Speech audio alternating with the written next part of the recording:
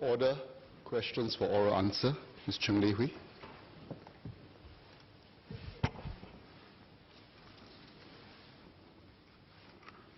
Mr. Speaker, with your permission, I propose to address all the issues raised from questions 1 to 14 during my ministerial statement at 1:30. Okay. Ms. Cheng Lei Hui.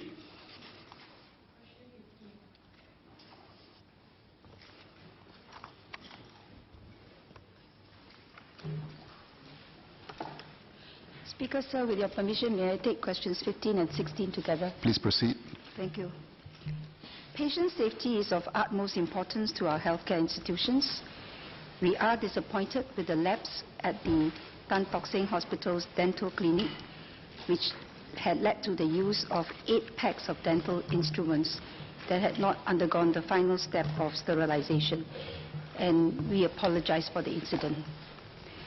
Within our public healthcare institutions, where reprocessing and sterilization of instruments are conducted, there are standard operating procedures in place to ensure that these processes are completed properly. There are at least 3 layers of checks. First, the mechanical parameters of the sterilization machinery, such as temperature, pressure, and time, are recorded. Staff operating the machines would check the parameters after each cycle of sterilization to ensure that the parameters are correct to achieve effective sterilization. Second, a chemical indicator affixed outside the pack of instruments to be sterilized would reflect a color change to verify that sterilization was complete and effective. Only then should the staff in charge of sterilization release the instruments for storage and use. Third, end users should ensure that the instrument has been sterilized before use by verifying the change in color of the chemical indicators, as well as checking the integrity of the packaging. Staff who perform sterilization processes would have to undergo proper training. In our public healthcare institutions, such training is a basic requirement of a new staff's orientation program. Competency assessments are also being conducted before staff are deemed competent for the function. In addition, staff are regularly sent for further training and reassessments in order to maintain their competencies. The public healthcare institutions also conduct routine internal audits on various critical functions, such as the sterilization process and workflow. Depending on the institution's internal work processes, such internal audits may take place as often as once every 6 months, involving various departments, such as the infection control and/or quality assurance. The audit findings are typically shared at learning platforms where improvements and recommendations will be made system-wide.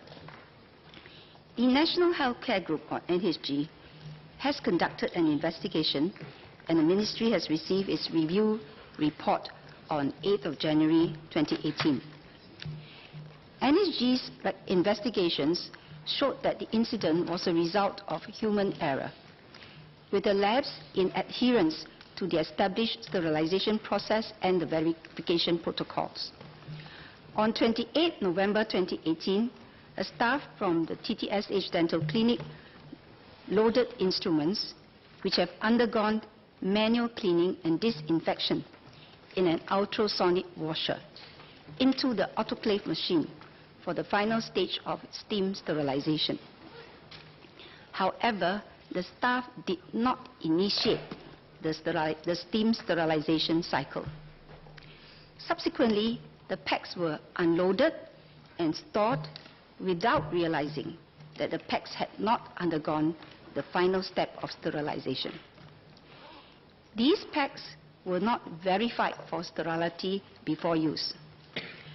After the instruments were recalled, 8 packs were unaccounted for and could have been used on patients. NHG's investigations also revealed supervisory lapses in the sterilization workflows and escalation of the incident.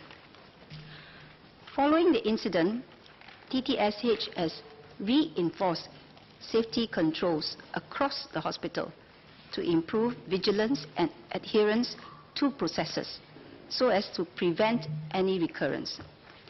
Specifically, safety controls for the TTSH dental clinic have been fortified in the following key areas.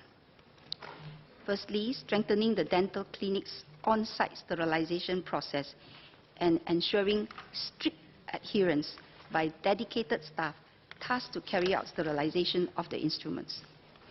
Specifically, the steps of loading the autoclave machine and starting of the sterilization cycle must be linked. The unloading of packs after the sterilization cycle must only occur after verification of sterilization. Secondly, ensuring strict adherence to the pre-procedure protocol to check for the sterility of instruments before use. Thirdly, optimizing the workflow to improve the reliability of the sterilization process to reduce the probability of human error. Fourth, strengthening incident reporting frameworks and ensuring escalation protocols are well understood and adhered to by the staff. And fifthly, refining training, competency assessments, and regular audits to reinforce staff compliance and understanding of the importance of safety checks that are built into the system with full adherence to processes. The NHG Review Committee has also recommended new standards for critical steps in the sterilization process, improved organization and supervisory management of sterilization processes, and clarity in incident escalation process. Some examples include designating a single operator to perform the entire sterilization process and ensuring identification of operators of critical steps to enable tracking and traceability in the event of sterilization failures. The Ministry will closely monitor the implementation of remedial actions and standards of care at TTSH through follow-up compliance audits, focusing on the area of reprocessing and the sterilization of instruments. Counselling and disciplinary actions were recommended for 18 management and staff involved in the incident. These include warnings as well as financial penalties. Immediately after the incident, the Ministry has also instructed all public and private healthcare institutions to further strengthen their systems and ensure staff awareness and strict adherence to all processes for patient safety and care. These include reminding healthcare institutions to heighten vigilance throughout the sterilization process and check that instrument used are properly sterilized before being used. Step up on competency trainings for all staff and ensure periodic internal quality audits are conducted on the sterilization process, as well as the delivery of sterilized instruments to the users.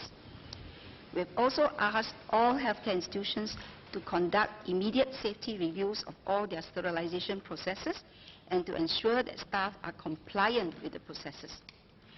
The Ministry also conducts random ad hoc audits at selected institutions to check on their state of compliance. This is in addition to the routine inspections of all public and private healthcare institutions, which we conduct every 2 to 5 years as part of the process of license renewals. Healthcare institutions with non-compliances have to rectify them, and further inspections are made to verify that such non-compliances have been duly addressed. The Ministry will review the findings of the NHG Review report, consult relevant domain and technical experts, and consider further actions to be taken to reduce the risk of reoccurrence across the healthcare sector. A review of local practices will also be undertaken to ensure that they are up to date and aligned with the best available evidence for safe sterilization and disinfection of used instruments. We will then share the learning points across the healthcare system to improve patient safety. While we note that the risk of infection to affected patients is extremely low in this incident, it is nonetheless a serious breach of the institution's infection control system. Our healthcare institutions need to be more vigilant to enable the detection and mitigation of incidents expeditiously. In this regard, the Ministry will be working with the healthcare institutions to further enhance the culture of vigilance amongst healthcare professionals so as to promote safe and good quality patient care. The Ministry is also conducting its own investigations and will consider if further regulatory actions are necessary.